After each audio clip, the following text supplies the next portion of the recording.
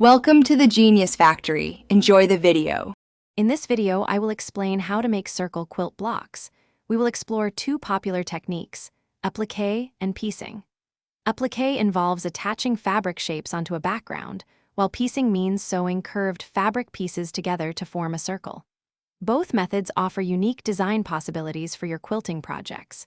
We will cover the essential steps for each, ensuring you can confidently add stunning circles to your next quilt.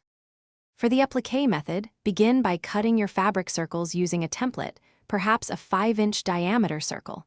Apply fusible web to the back of your circle fabric, then iron it onto your background fabric.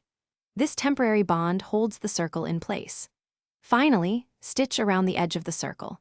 You can use a satin stitch for a bold look or a tiny blanket stitch for a more subtle finish, securing your circle permanently.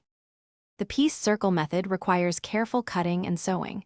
You will typically cut several curved segments, perhaps 8 segments for a complete circle. Use a 1/4-inch seam allowance when joining these pieces.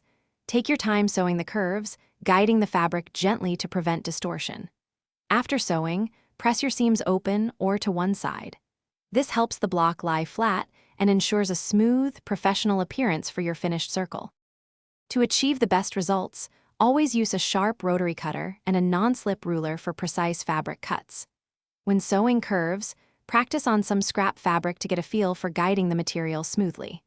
A walking foot can be incredibly helpful as it feeds both layers of fabric evenly, preventing stretching or puckering.